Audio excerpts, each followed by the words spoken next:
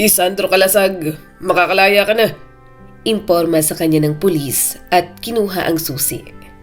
Hindi na mapigilan ni Isandro Kalasag o mas kilala bilang Taba ang kanyang nararamdamang saya. Hindi matawaran ang ngiti niya nang bumukas ang mabigat na bakal ng bilangguan. Narinig niya ang kalansing na matagal ng kabisado ni Taba sa pandinig niya. Sa wakas, pagkatapos ng ilang taon, makakalaya na talaga siya. Pinindot ni Taba ang pisngi ng pulis. Huwag kang umiyak. Mamimiss mo ba ako? Natawa naman ito. Sira ulo, umalis ka na. Huwag ka nang babalik dito Kapag nandito ka na naman, ibig sabihin, salot ka na naman sa lipunan. Sumilaw ang araw sa mukha ni Taba. Napapikit siya sandali. Parang nakalimutan ng mga mata niya kung paano humarap sa liwanag. Hawak niya ang malaking supot na may mga damit, lumang tsinelas at ilang papel na nagpapatunay na tapos na ang sentensya niya. Uy! Sabi ng isang pamilyar na boses. Lumingon siya rito.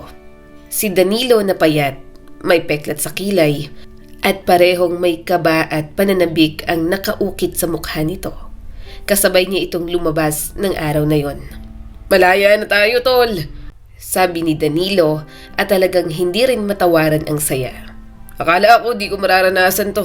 Sa wakas, makakauwi na ako sa asawa at pamilya ko. Tumango lang si Taba. Hindi niya alam kung anong isasagot. Wala naman kasing naghihintay sa kanya. Wala rin siyang asawa o mga anak. Ang mga magulang niya, inabandona na siya. Swerte niya na lang na may sarili siyang bahay dahil sa lola niyang namatay na puro sakit ng ulo ang dinala niya. May uuwian ka ba? Tanong ni Danilo. Oo naman. Wala akong pamilya pero may bahay ako. Sagot ni Taba kahit hindi siya sigurado kung uuwian nga ang tawag doon. Ako sa kapatid ko muna. Sana tanggapin pa. Siyempre, susuyuin ko pa yung asawa ko. Sana hindi pa nakahanap ng iba. Nagsisisi na naman ako sa mga nagawa ko. Gusto ko makabawi sa asawa at mga anak namin. Kaya sana, mabigyan pa ako ng pagkakataon. Napangiti si Danilo pero halatang may takot sa likod ng ngiti. Mag-iingat ka. Sige, ikaw din. Sagot ni Taba. Nagkamay sila ng maiksi. Sila ang naging magkaibigan sa bilangguan sa mga nakalipas na taon. Kaya masaya siya na magkasabay pa silang lumaya.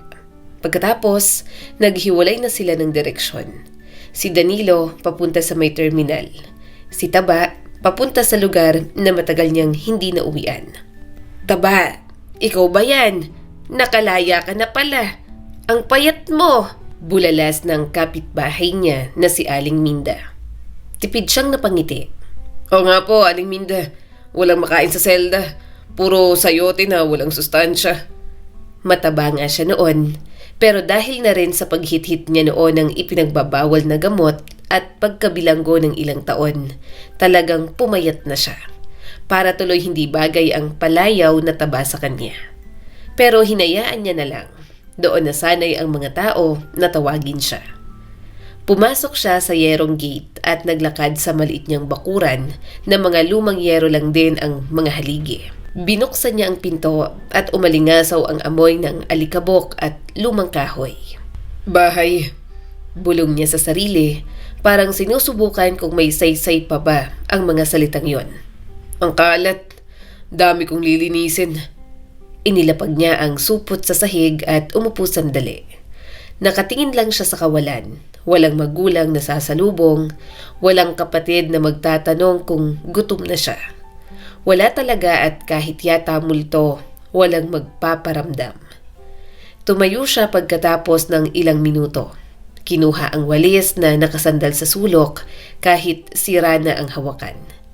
Nagsimula siyang maglinis. Nagwalis ng alikabok, nagpunas ng bintana, at tinanggal ang mga agiw at mga supot ng gagamba.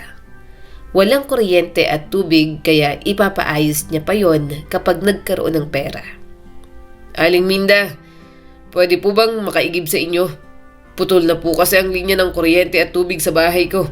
Kaso next time ko na lang po babayaran kapag nakahanap na ako ng trabaho. Kalalabas ko lang po ng bilangguan Wala akong pera. Tumango naman si Aling Minda habang hawak ang puppy nito. Sige lang Taba, igib ka lang dyan sa labas. Mabait si Aling Minda. Pero alam niyang tsismosa at masyadong pakialamera sa buhay ng iba. Mabait naman ang mga kapitbahay niya, subalit pakitang tao lang ang iba. Si Aling Minda lang ang masasabi ni Taba na talagang nararamdaman niyang maayos ang ugali. Parang ina niya na rin kasi ito, lalo na nang namatay ang kanyang lola. Si Aling Minda ang nag-asikaso ng lahat at dumamay sa kanya kahit gaano pa siya kasamang tao. Pumayat ka na at lahat. Ang dami mo pa ring tato.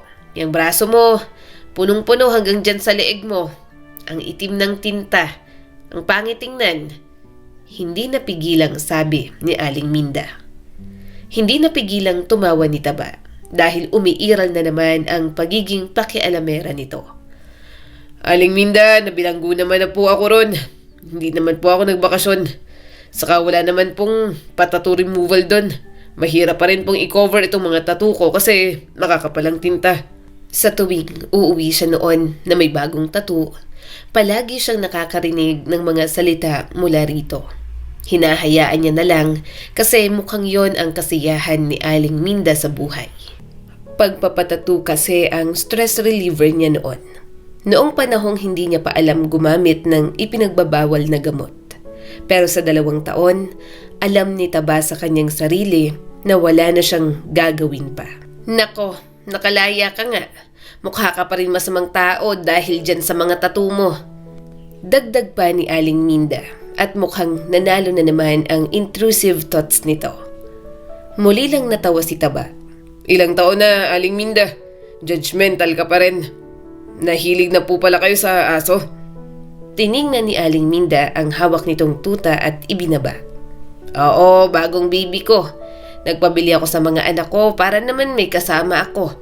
Wala na kasi silang lahat. May mga trabaho na at may mga sariling pamilya. Kaya kami na lang nitong aso ko. Siya si Pichi. Maya-maya ay pumasok na si Aling Minda sa bahay nito. Nagpatuloy naman siya sa pag-iigib. Ilang sandali lang, lumabas muli ang ginang. May dala na itong Tupperware na may lamang kanin at ulam. Mabuti na lang, marami ang niluto ko. Ito sa'yo, kainin mo na. Kanin at chop suey na maraming nilagang itlog ng pugo yan. Sa isang Tupperware, adobong manok na kaiinit ko lang. Dahil nandyan ka na, alam kong wala ka pang trabaho. Kato ka lang sa akin kung nagugutom ka. Magluluto na ako ng sobra simula ngayon. Pakakainin kita. Hindi naman ako madamot sa pagkain. Pero kapag perang inutang mo, ibang usapan na. Maraming nagiging magkaaway dahil sa pera.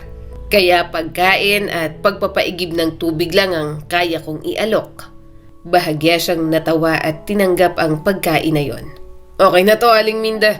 Kahit chismosa at pakialamera ka gustong gusto pa rin kitang kapitbahay. Ang galante mo pagdating sa pagkain. Umismid naman ang ginang. Ang batang to, tinawag pa akong chismosa. Ewan ko sa'yo. Nakalaya ka na. Patuloy pa ni Aling Minda at mataman siyang tiningnan. Magbagong buhay ka na. Ayusin mo ang buhay mo. Kung hindi ako nagkakamali, nasa 26 na ang edad mo, hindi ba? Mayos ka. Marami ka namang alam na gawin. Gamitin mo yan. Pasayahin mo naman ang lola mong namatay na lang at lahat nag-aalala pa rin sa pagiging pasaway mo. Tipid siyang napangiti. Mahirap magbago para sa kanya. Hindi naman yon isang overnight na itutulog niya lang na pagkagising ay okay na. 7 taon siya sa bilangguan pero alam niya sa sarili niya na hindi siya ganap na nagbago. Pero kahit ganoon, willing naman siyang gawin. May mga bagay pa rin si Taba na gustong alisin sa kanyang sarili. Bukas na siya magbabago kahit paunti-unti lang. Bahala na kung saan siya dalhin ang buhay sa bagong simulang ibinigay sa kanya. Sa mga sumunod na araw, maaga siyang nagigising. Nagsuot siya ng malinis na damit kahit medyo luma na yon. Maayos din ang buhok niya. May dala siyang folder na may lamang resume na simple lang. Sinubukan niya ang mga fast food restaurant na magpasa ng resume. Pero sa loob-loob niya, Hindi na siya umaasang matatanggap sa mga ganoong klaseng establishmento. Subalit nagbabaka sakali pa rin siya dahil baka may magkamali na tanggapin siya. Pagkatapos doon, pumasok siya sa isang maliit na talyer. Boss, pwede po bang mag-apply? Tanong niya sa lalaking may hawak na martilyo. Tiningnan siya nito mula ulo hanggang paa. May experience ka? Opo, dating construction helper. Marunong po sa basic repair. May requirements ka ba? Opo. Iniabot ni Taba ang folder. Sinilip yun ng lalaki. NBI clearance? Napalunok si Taba. Wala pa po. Resume lang. Saka bagong laya lang po ako sa bilangguan. Tumaas ang mga kilay ng lalaki. Tingin pa lang nito, alam niyang nanghuhusga na. Nung unang kita ko pa lang sa'yo, may duda na ako eh. Ganito kasi, ang asawa ko talaga ang namamalakad nito. Ilang beses na kaming naloko. Kaya kapag may tinatanggap kami, talaga nang hihingi na kami ng requirements. Kaya, pasensya ka na. Hindi na nagsalita si Taba. Lumabas siya sabay kuha ng resume. Naiinis siya at kita yon sa kilos niya. Gayunpaman, mas pinili niyang umalis kaysa may masabi pa roon. Si Aling Minda lang yata ang kaya niyang tanggaping judgmental sa mundo. Kahit naman kasi ganon ang kanyang kapitbahay, palagi itong nakatingin sa positibong karakter ng isang tao. Pero kapag naman ibang tao ang nanghusga, kahit hindi niya naman kilala, ang sakit pa rin sa parte ni Taba. Kung tingnan kasi siya ng mga ito, para bang wala na siyang pag-asa. Kung naging masamang tao siya, masama na siya habang buhay. Paulit-ulit lang yung nangyari sa kanya. Hanggang sa wala na nga talaga siyang mahanap na trabaho. Parang gusto na lang ulit bumalik ni Taba sa bilangguan kaysa makipagsapalaran sa mundong yon. Ayaw naman siyang bigyan ng pag-asa. Sa hapon, umupo siya sa bangketa habang hawak ang folder. Dumaan si Danilo na may dalang tinapay para sa kanya. Oh, kumusta? Tanong ni Danilo. Umiling si Taba. Wala. Hindi ako makahanap ng trabaho. Makunat ang mga yon. Kung hindi ako pinapakain ni Aling Minda, patay na yata ako ngayon. Tingnan mo nga, wala pa akong tubig at kuryente.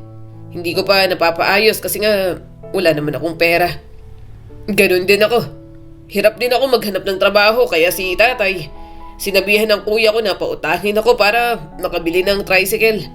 Yun na lang ang gagawin kong hanap buhay. Inaayos ko ng lisensya ko. Sagot ni Danilo sabay upo. Parang mas mahirap pala tong labas kaysa sa loob. Napabuntong hininga si Taba. Mabuti pa si Danilo. May aasahan pa sa mga magulang nito. May sinusuyong asawa at mga anak. Paano naman siya? Wala na siyang ina at ama na susuporta sa kanya. Pareho nang may ibang pamilya at wala nang pakialam sa kanya. Mayroon siyang lola noon na binigyan niya lang ng stress dahil sa pagiging bulakbol niya. Mag-isa siya, walang kasama, wala na siyang mga kaibigan na aasahan. Ayaw niya na rin naman kasing samahan ang mga kaibigan na nag-impluwensya sa kanya ng masamang gawain. Kung gusto niyang magbago, ang umiwas sa mga yon ang una niyang dapat gawin. Napatawa si Taba ng mapakla. Oo, sa loob malinaw kung sino tayo. Siyempre pare-pareho tayong mga halagang bituka. Sa labas, kahit gusto nating magbago, ayaw nilang hayaan kasi hindi na tayo kabilang para sa kanila. Kinuha niya ang sigarilyo at sinindihan yon. Noon, grabe siyang makaubos ng sigarilyo. Pero dahil matagal sa bilangguan, nabawasan ang paninigarilyo niya. Kaya niya na lang ng 1 yosi kada araw. Minsan, kaya niya na rin na tumagal na walang yosi.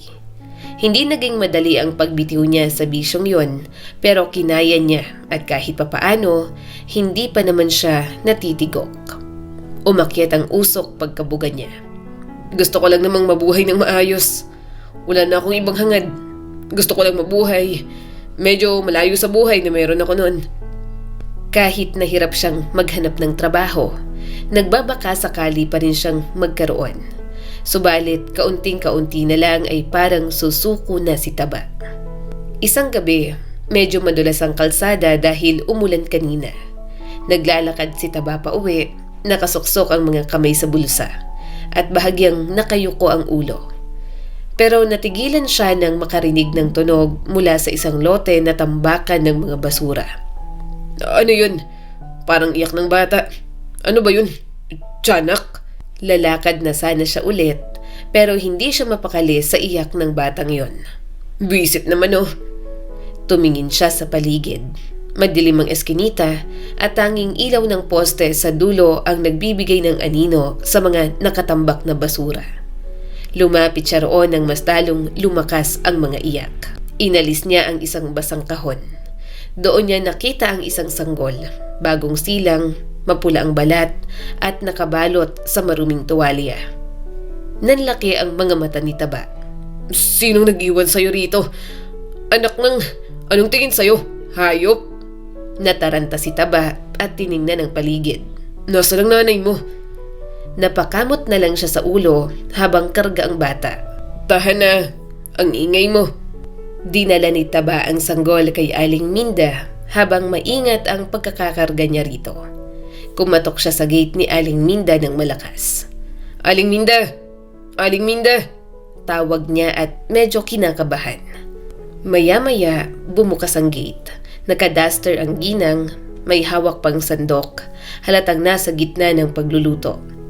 Oh, bakit? Anong...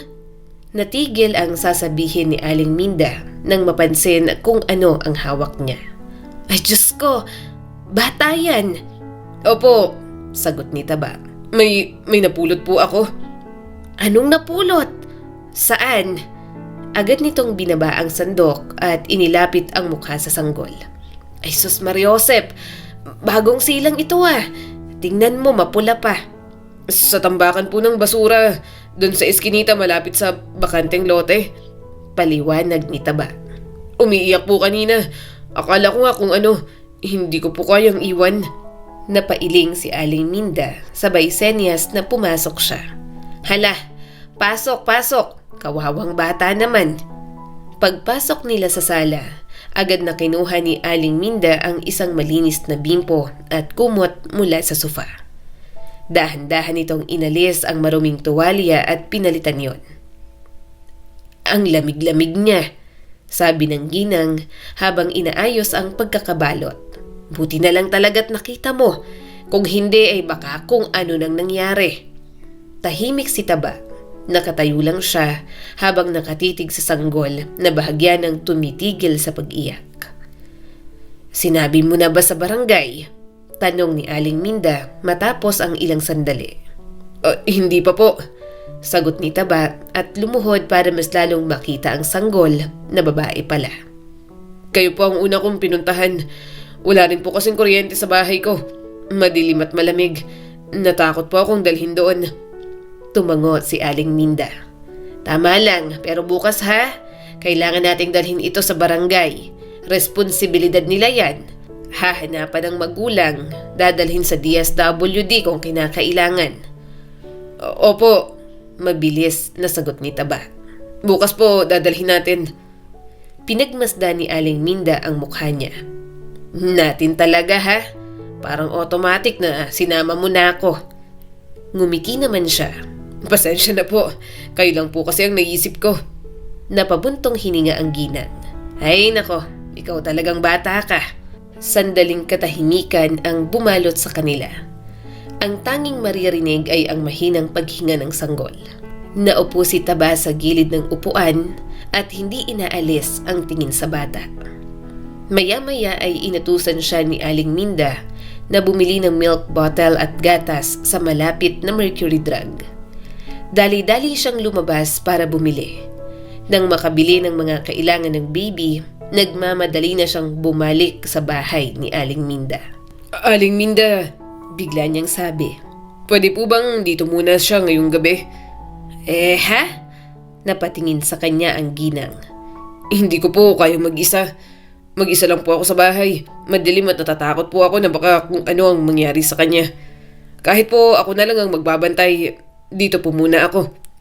Napakurap si Aling Minda. Ikaw ang magbabantay? Sigurado ka? Opo, mariing sagot ni Taba. Hindi naman po ako aalis. Gabi na rin po. Saka makikikain na rin Aling Minda. Wala akong pera eh. Tiningnan siya nito mula ulo hanggang paa. Bahagyang napailing ang ginang. Bakit? Wala ka pang trabaho? Marahan siyang umiling at napakamot sa batok. Ayaw po akong tanggapin Aling Minda. Mukha raw kasi akong masamang tao. Napabuntong hininga si Aling Minda at walang sinabi tungkol doon. Bumaling na lang ito sa bata. Sigurado ka ba na gusto mong ikaw ang magbantay? Hindi madaling magbantay ng sanggol ha? Iyak ng iyak. Gutom yan. Hindi yan tulad ng aso na lalagyan mo lang ng pagkain. Tumango lang si Taba. Muling napalingon si Aling Minda sa kanya. Sige na nga. Dito muna siya ngayong gabi. Pero bukas diretso barangay natin kasi mas matutulungan siya roon.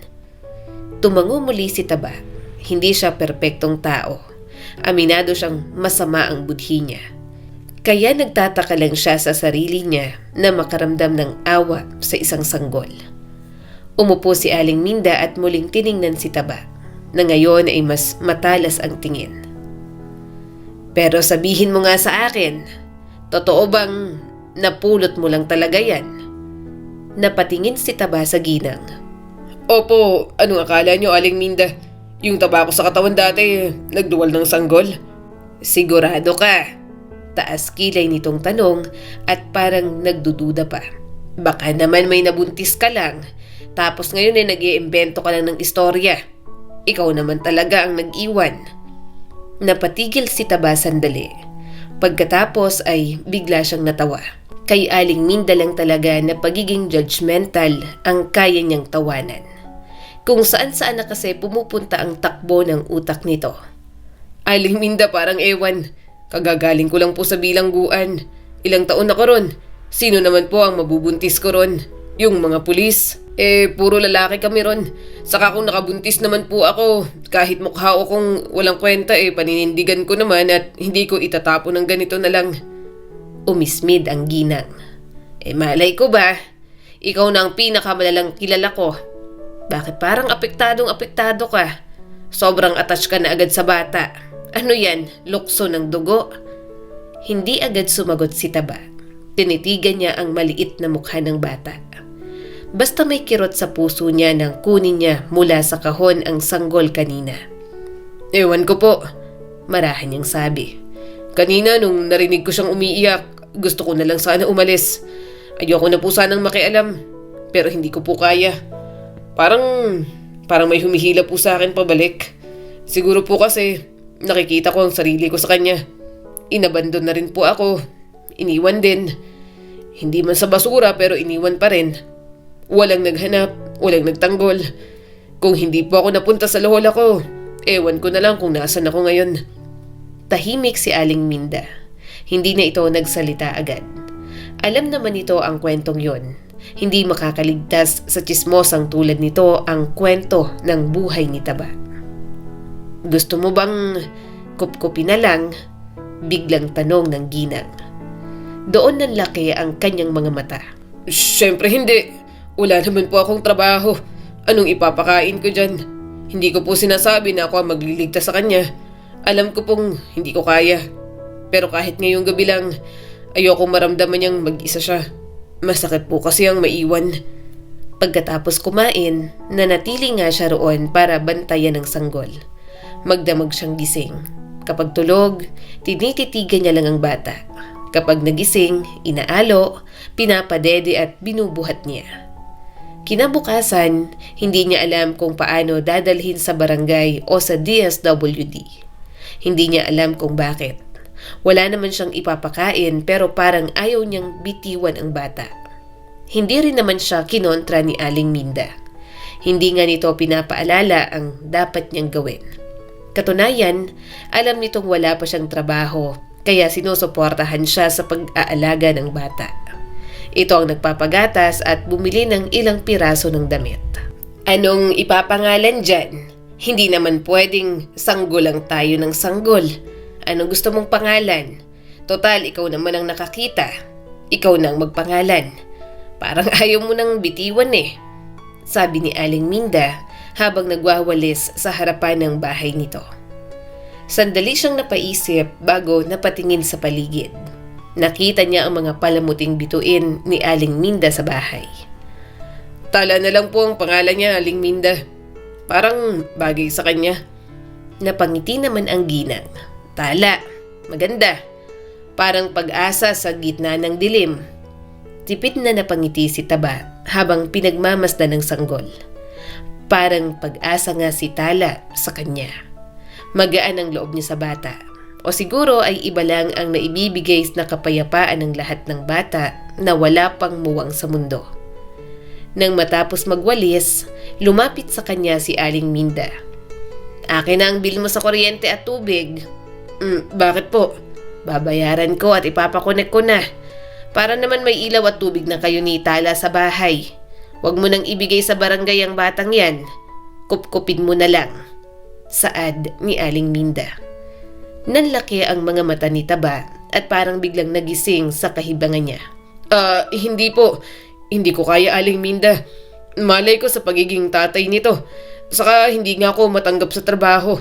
Wala akong maipapakain. Hindi ko kayang buhayin. Hindi nakapagsalita si Aling Minda matapos bitiwan ni Taba ang mga salitang yon.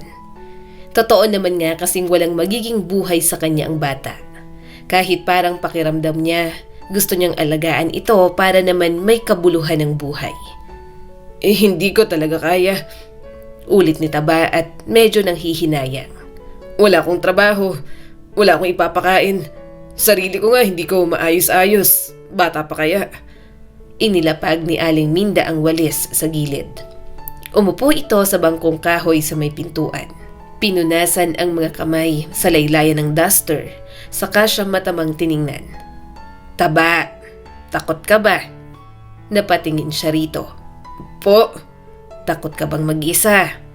Tanong ni Aling Minda ng diretso at walang paligoy-ligoy. Napatigil si Taba. Parang tinamaan siya sa dibdib. Ilang segundo siyang hindi nakasagot. Tumingin siya kay Tala sa maliit na mukhang walang kaalam-alam sa mundo. Hindi ko alam.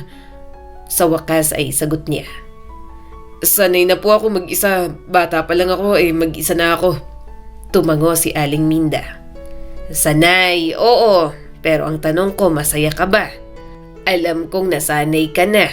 Pero hindi mo maitatanggi sa akin na sa tuwing uuwi ka noon, lola mo palagi ang hinahanap mo. Kaya alam kong sa loob-loob mo, ayaw mo lang aminin. Pero takot ka talagang mag-isa. Hindi na siya nakapagsinungaling. Wala talaga siyang maitago kay Aling Minda sa sobrang pakialamera. Tumawa ang ginang nang nakabusangot niya itong tiningnan. Alam mo, baka hindi aksidente na ikaw ang nakarinig ng iyak niyan. Baka hindi rin aksidente na ikaw ang nakapulot. Baka binigay talaga ng Diyos sa'yo ang batang ito. Napangiti siya ng mapait. Aling Minda, ano pong tingin niyo sa buhay ko? Pang drama? Parang mas kaya ko pa pong mag-isa kaysa mag-alaga ng bata. Baka masaktan at madismaya lang siya sa akin. Baka masaktan lang ako. Baka hindi ko kayanin at baka magkamali ako. Ngumiti si Aling Minda sa kanya.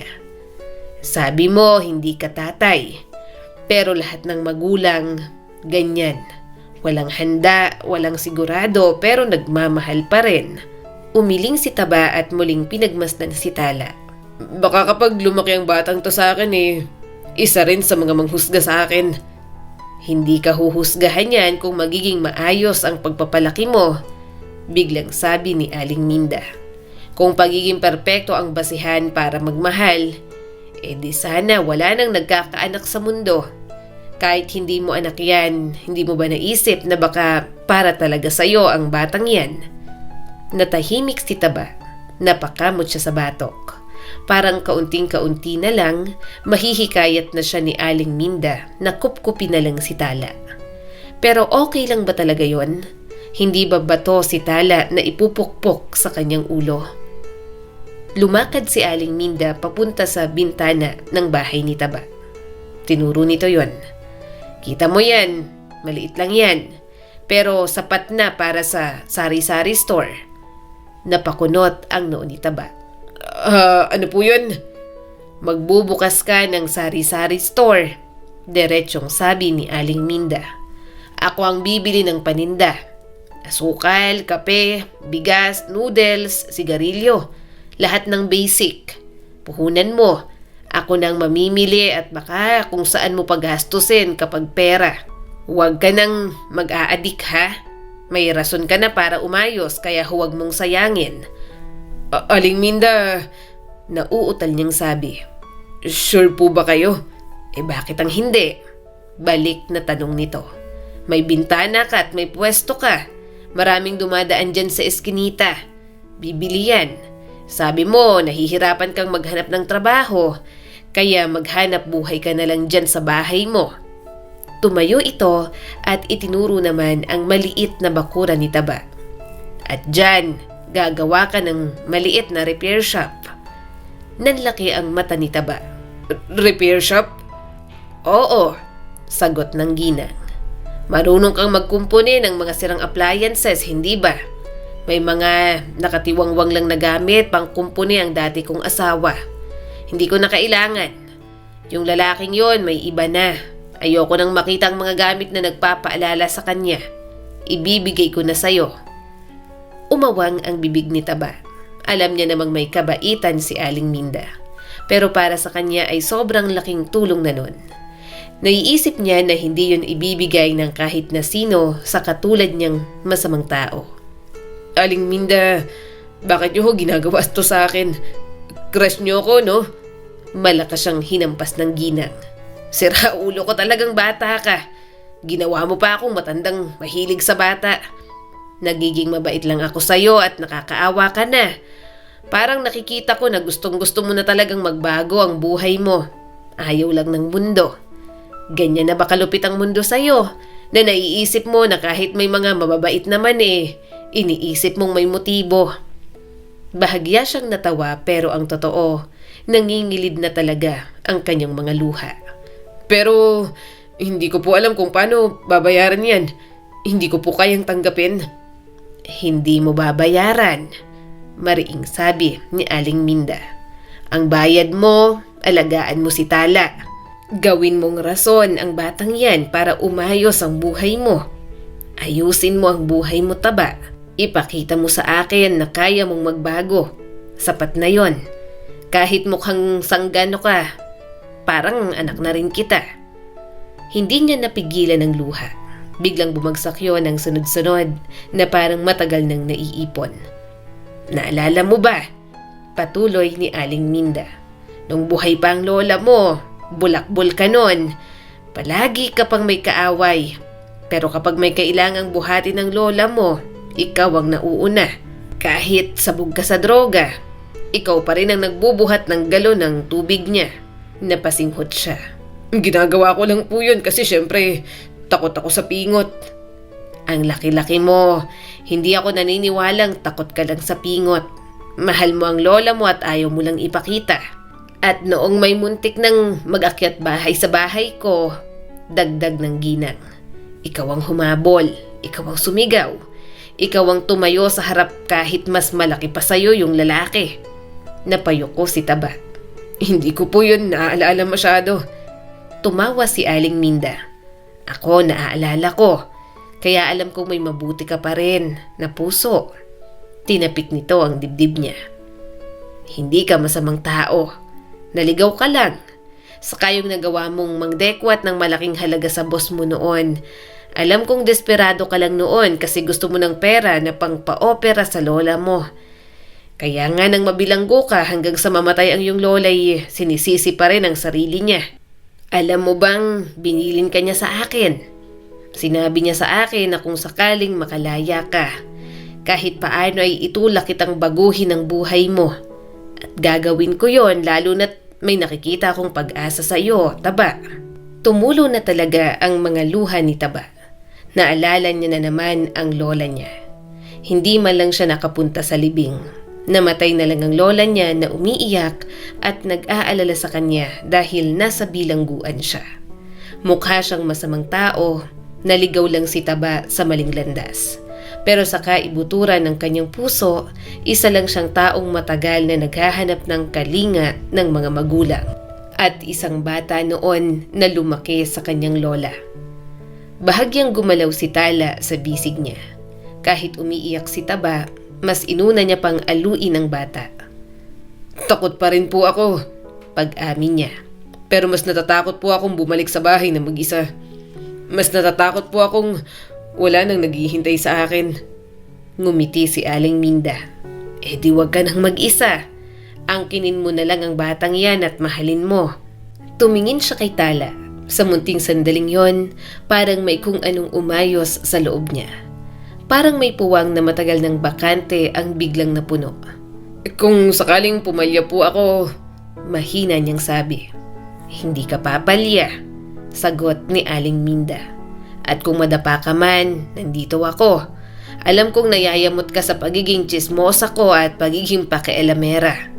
Pero sana alam mo rin na pwede mo kong asahan. Na kung anong hiling ng lola mo ay sisikapin kong matupad yon. Huminga siya ng malalim. Hindi ko po alam kung paano maging tatay. Tumawa ang ginang ng bahagya. Ako nga, hindi ko alam kung paano maging perpektong nanay noon. Pero lumaki naman ang mga anak ko ng maayos. Napangiti si Taba kahit may luha pa rin. Salamat po. Tumayo si Aling Minda at tinapik ang balikat niya. Simula ngayon, ayusin mo ng sarili mo. Hindi lang para sa'yo, para rin kay Tala. Sa kauna-unahang pagkakataon, matapos siyang makalaya. Hindi na niya tinanong ang sarili kung saan siya pupunta.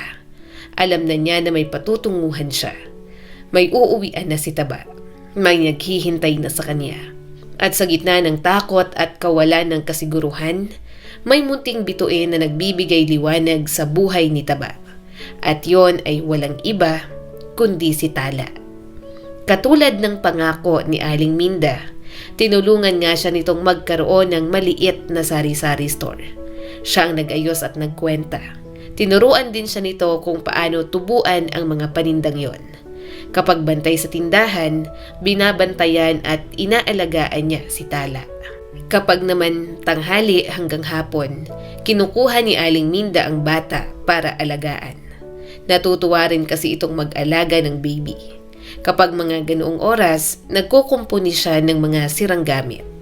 Ang una niyang inayos, ang lumang electric fan, saka ang wasak na washing machine ni Aling Minda. Wala naman palaging nagpapaayos, pero okay na rin yon para naman hindi sayang ang skills na alam niya. Kumikita pa siya. Ilang buwan lang kitang hindi nakita, bigla kang nagkaroon ng anak. Tanong ni Danilo. Kaninong anak yan? Sa akin nga. Natatawang saad ni Taba. Umismid ang kaibigan niya. At paano? Wala naman tayong naging babae sa bilangguan. Hindi ka makakabuntis. Yung poste, pinaldahan ko tapos nagparaos ako. Nabuntis, umana kaya yan at may anak na ako. Natatawang sabi ni Taba. Malutong siyang minura ni Danilo. Napakawalang hiya mo talaga. Nagtatanong ng maayos ginaganyan mo ako. Tawang-tawa si Taba sa inis ng kaibigan niya. Kaya kinuwento na lang niya kung paano nakita si Tala. Sinabi niya na rin na siya ang mag-aalaga sa bata. Paano ang mga papeles niyan? Tanong ni Danilo. Pepekein na lang. Tutulungan daw ako ni Aling Minda. Marami naman yung kilala. Mas okay daw yan kaysa dumaan sa legal process ng adoption. Baka hindi pa mapunta sa akin ng bata. Kaya lang baka delayed registration kasi mahirap asikasuhin. Pero saka ako naiisipin kapag papapasukin ko na sa kinder itong si Tala. Saka wala akong asawa. Tinutulak akong mag-asawa ni Aling Minda na para bang pupulot lang ako ng asawa sa tabi-tabi. Tinawanan siya ni Danilo. Bakit nga ba ayaw mong mag-asawa? Mag-asawa ka na para may instant family ka na dyan. Napakamot siya sa ulo. Wala pa yan sa isip ko. Malay ko maging maayos na asawa. Saka siguro hindi pa talaga ako nagmamahal. Ayokong hanapin. Baka mali pang mahanap ko. Kung may dumating, maganda. Kung walang dumating, di lagot na. Hindi naman sa pagiging judgmental pero gusto ko talaga ng babaeng maayos. Oo, masama akong tao pero nagbabago na kasi ako. Iba na tong tinataha ko kaya sana yung maayos na babae. At hindi yung mga babaeng nakarelasyon ko dati na papalit-palit ng mga lalaki at mahilig palagi sa inom.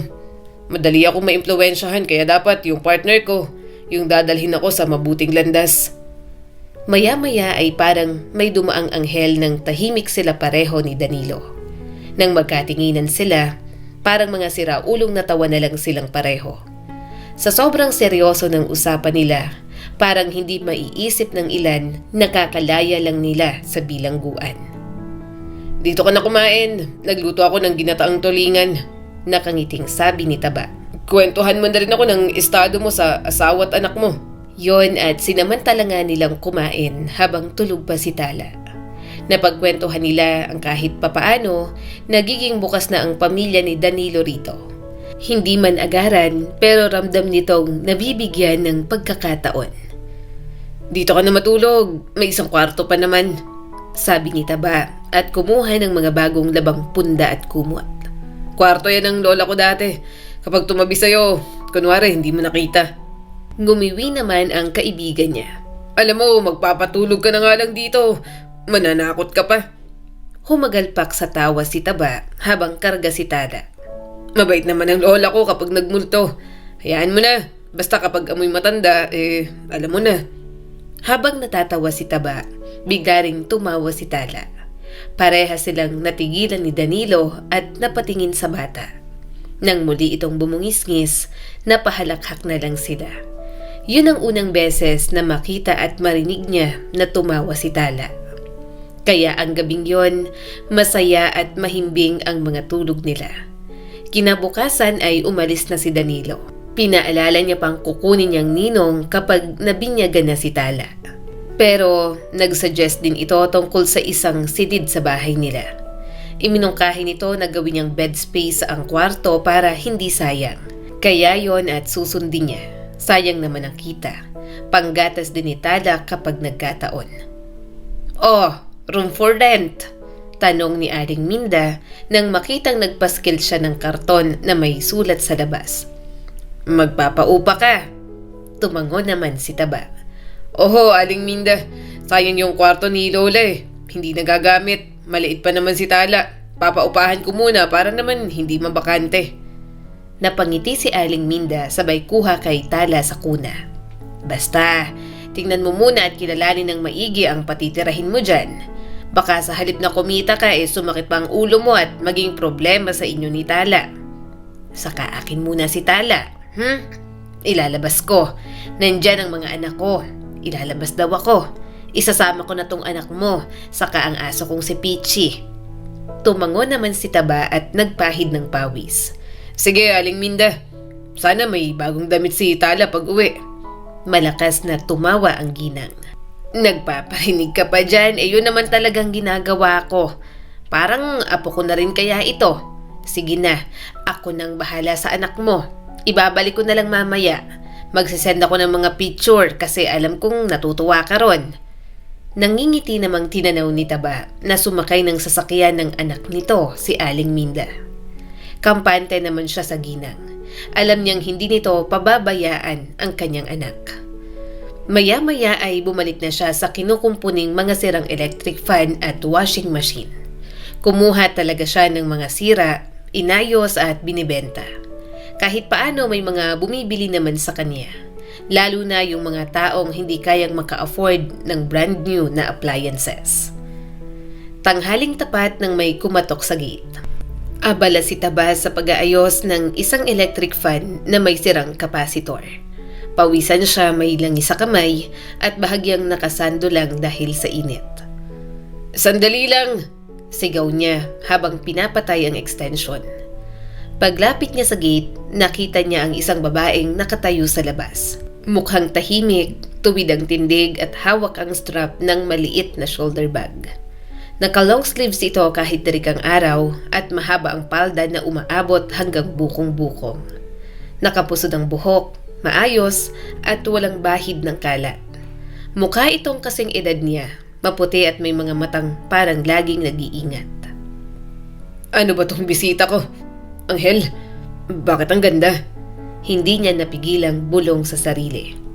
Pagkakita pa lang sa kanya, napansin ni Taba ang bahagyang pag-atras ng babae.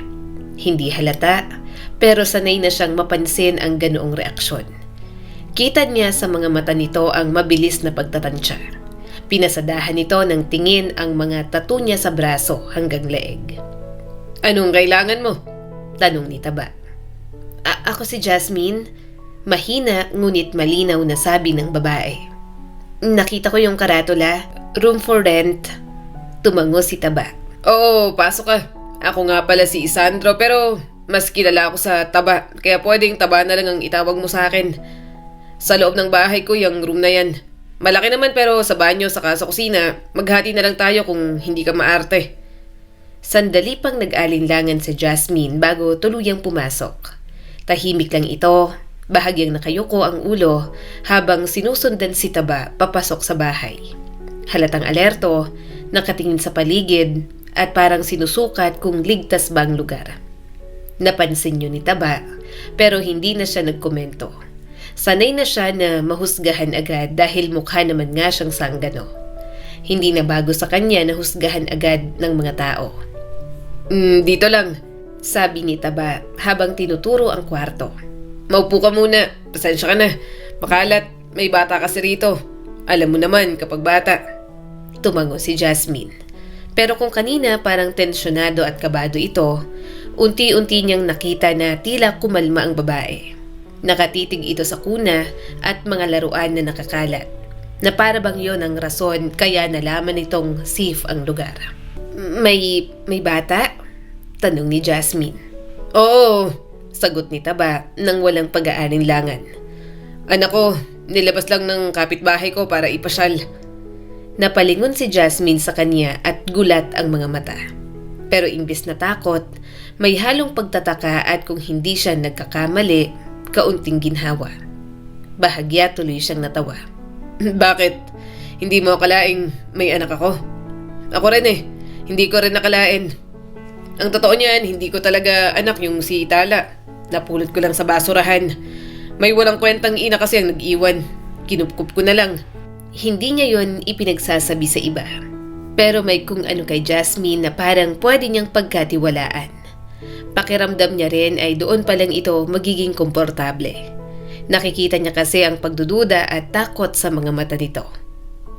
Magkano po ang upa sa kwarto? Mahina nitong tanong. Mura lang, sagot ni Taba. 1,000 lang. Kwarto to ng lola ko dati. Tahimik dito. May bintana, may sarili kang privacy. Tahimik na pumasok si Jasmine. Hinaplos nito ang gilid ng kama. Sumilip sa bintana, saka tumango-tango. May kuryente at tubig po ba? Tanong niya. Oo, sagot ni Taba. Kaka-reconnect lang. May sarili kang switch sa kuryente at tubig, paghahatian na lang natin. Isa ka lang naman, kaya kung anong dagdag sa bills, yun ang sayo. Tumango si Jasmine at mukhang kontento. Sandaling nag-aalinlangan ito bago muling nagsalita. Pwede po ba akong magtanong? Sige lang. Okay lang ba sa inyo, babae ako? Baka po kasi magalit ang asawa nyo? Maingat nitong tanong. Hindi napigilan ni Tawa ang pagtawa. Wala akong asawa. May anak lang ako. Napatingin si Jasmine sa kanya. Kayo lang po? Kami lang ng anak ko. Sagot niya rito. Huwag kang mag-alala. Hindi kita pakikialaman. May sarili kang buhay. May sarili rin kaming buhay. Parang tuluyang lumuwag ang balikat ni Jasmine. Napabuntong hininga ito at sa wakas ay ngumiti sa kanya. Salamat naman kasi kailangan ko na talagang makahanap ng matitirahan. Kailan ka lilipat? Tanong ni Taba. Ngayon na sana? Sagot ni Jasmine. Kung okay lang, ito lang yung dala kong gamit. Saglit na nagulat si Taba. Ngayon, parang bigla ng paglipat mo. Wala kang kagamit-gamit. Sige at ipapahiram ko sa'yo ang mga appliances ko at isang electric fan para hindi ka na mainitan. May ekstrang kumot at punda naman ako dyan. Sa pagkain, pwede kang bumili sa tindahan ko o kaya mag-ambag ka na lang ng pambili ng bigas at ulam. Namimili naman ako at nilalagay lang sa refrigerator. Masarap din ako magluto kahit mukha akong ganito. Halata ang ginhawang dumaan sa mukha ni Jasmine. Sige yun na lang. Magbabayad na lang ako. May trabaho naman ako sa isang factory dyan sa malapit. Kaya makakabayad ako kada sahod ko. Salamat. Wala kasi akong mahanapan na mas mura. Eto lang. Dahil sa agarang paglipat ni Jasmine, agad niya itong inasikaso sa mga kailangan nito. Kumuha si Taba ng electric fan na naipa-repair niya at pinahiram ito. Nagsimula na rin siyang magluto para sa hapunan nilang dalawa. Maya-maya, lumabas si Jasmine. Nagulat siya nang makitang pinulupot nito ang mga laruan ni Tala. Agad siyang bumaling sa sala habang hawak ang tong. Hala, wag mo nang linisin yan. Nakakahiya naman. Ako na dyan. Tipid na ngumiti si Jasmine. Okay lang, naglilinis ako ng kwarto ko. Idadamay ko na tong sa sala. Wala siyang nagawa nang magsimula na itong maglinis. Hinayaan na lang ni Taba at bumalik na sa pagluluto. Nang matapos, nagsandok na siya. Sarasyadong tilapia ang ulam nila. Jasmine! Tawag niya rito sabay katok. Kain na tayo. Maya-maya ay lumabas na si Jasmine. Dumiretso sila sa kusina. Medyo nagkakahiyaan pa sila, kaya inalok niya na ito ng pagkain. Sige lang, huwag ka mahiya. Babayaran mo naman yan. Isabay mo na lang kapag nagbayad ka ng upa sa akin. Nakangiting saad ni Taba para naman bahagyang gumaan ang tensyon sa pagitan nilang dalawa. Kumakain ka ba niyan? Anong mga hindi mo gustong ulam? Para hindi ko maluto sa susunod. Marahang umiling si Jasmine. Oo, ayos lang sa akin ang ulam na to. Mukhang ang masarap. Saka kahit ano namang ulam ay kakainin ko. Hindi naman ako mapili at wala rin akong allergy. Habang kumakain, sobrang tahimik nila.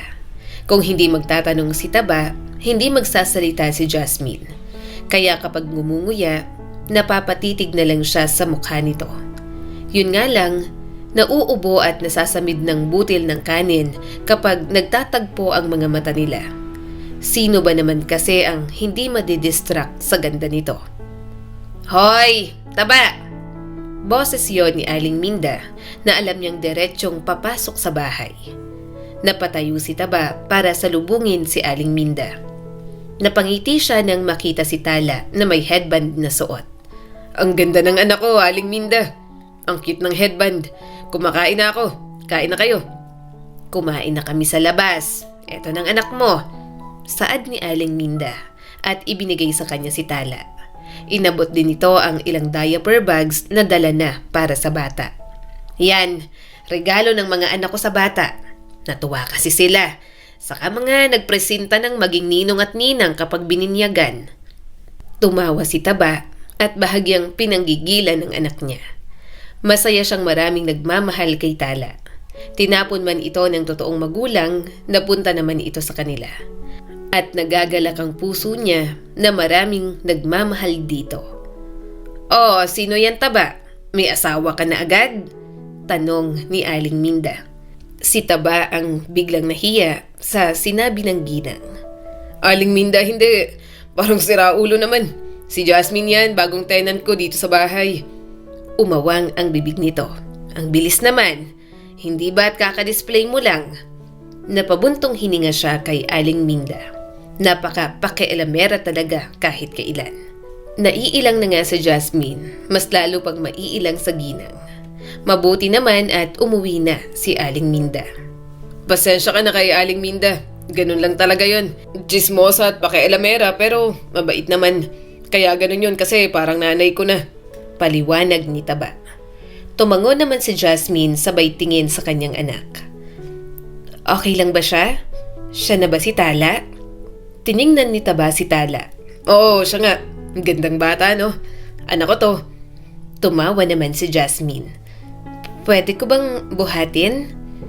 Ibinigay niya naman dito si Tala.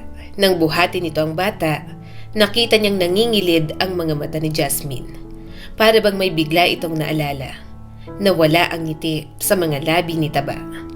Hindi niya lubos na kilala si Jasmine, pero ramdam niya na katulad niya, may pabigat din itong nakaraan na pilit tinatakasan. May isang bagong simula na pilit nitong hinahabol. Simula ng gabing yon, nakasama na nga nila sa buhay si Jasmine. Kahit papaano, naging malapit na sila sa isa't isa. Hindi rin naman mahirap na makasundo ito. Napakabait, napakamaunawain at nakikita niyang mahilig sa bata. Kumain ka na, Jasmine. Nasa lamesa.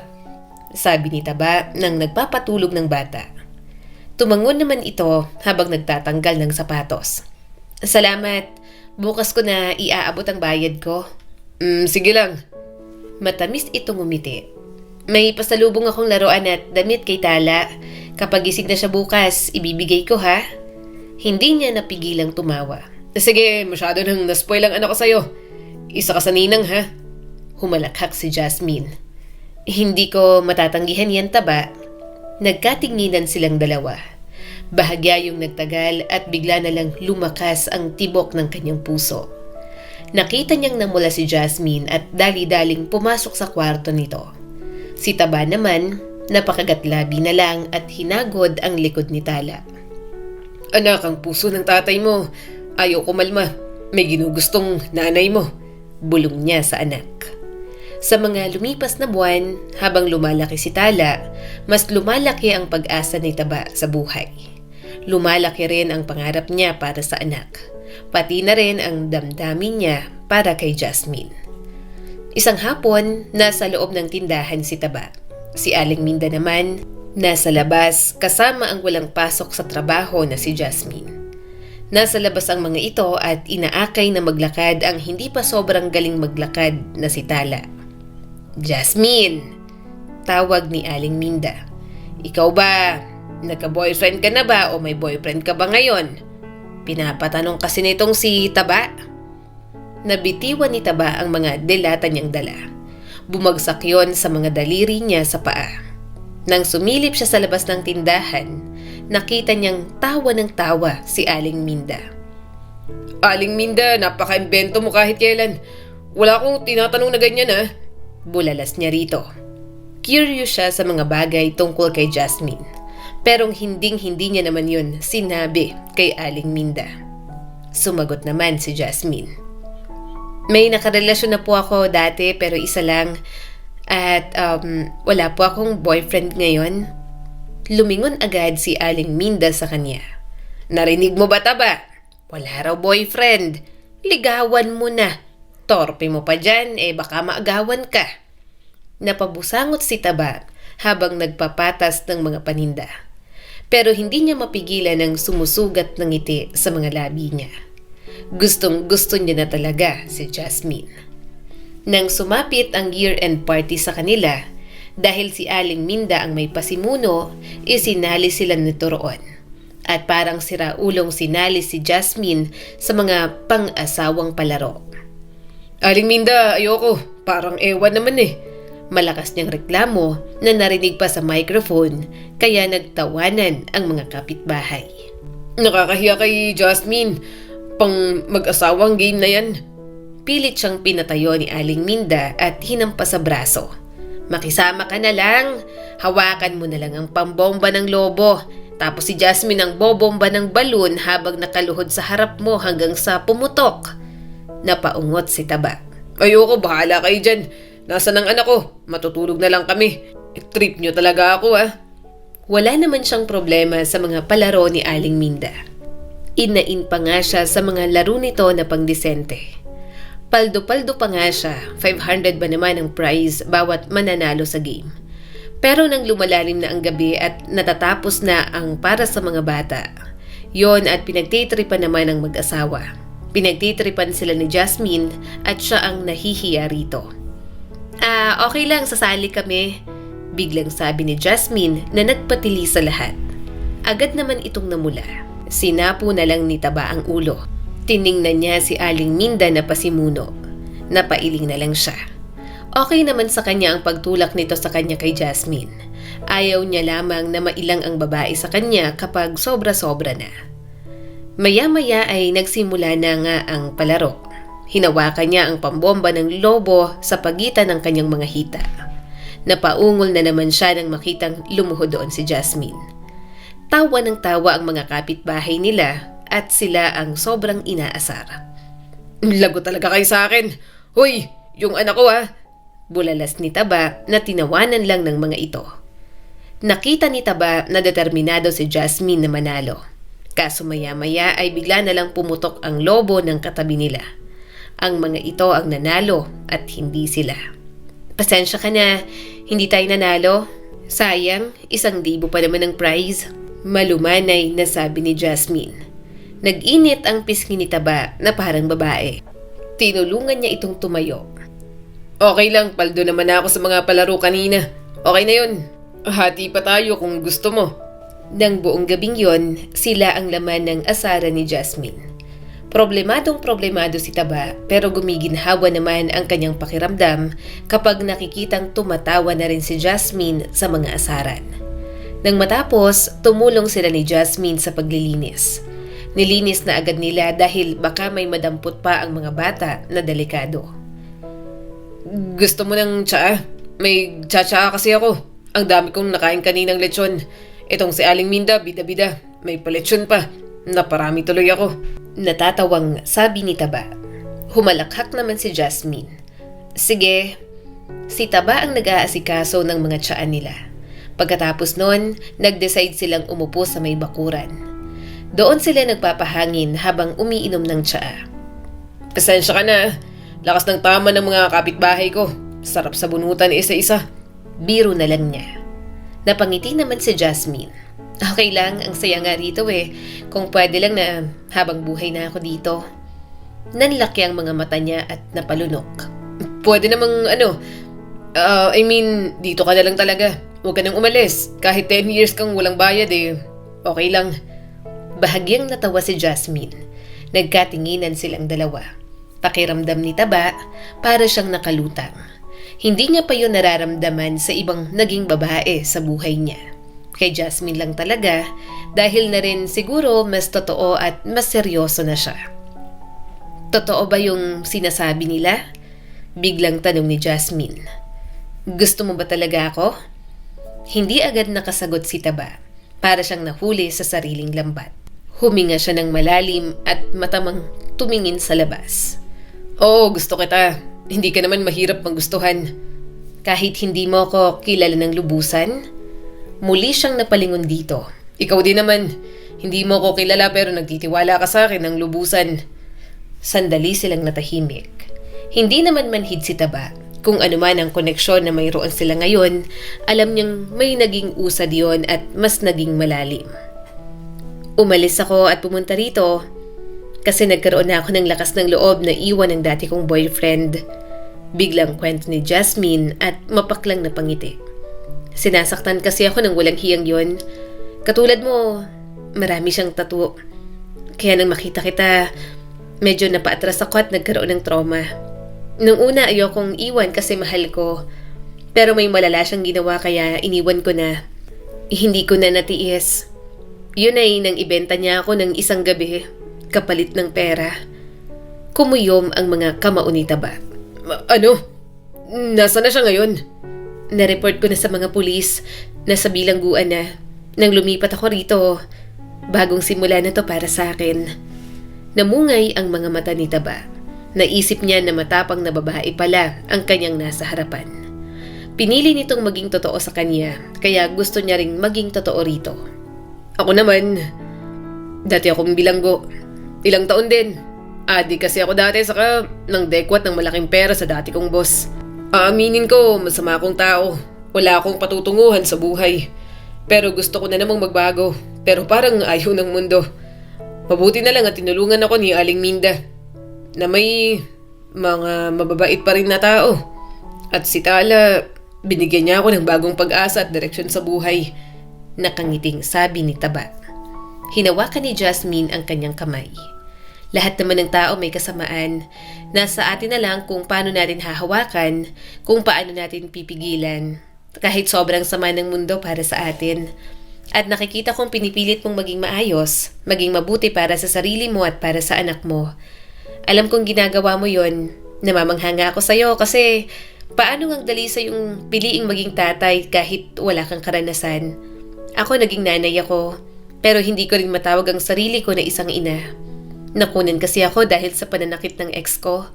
Kaya nang makita ko si Tala, hindi ko napigilang mapaiyak. Marahan niyang pinunasan ang tumulong luha sa pisngi nito. Pwede kang maging ina ni Tala sa kung paano ko naging ama sa kanya. Kahit na hindi naman ako ang totoo niyang ama. Kung handa ka na, kung handa ka ulit buksan ang puso mo para sa akin, sabihin mo lang Jasmine. At ipinapangako ko sa'yo Hinding-hindi kita pababayaan. Hinding-hindi ko ipaparana sa'yo ang naranasan mo sa ex mo. Hindi ako perpektong tao pero magsisikap ako palagi na maging maayos para sa'yo at para kay Tala. Napangiti si Jasmine habang tumutulo ang mga luha.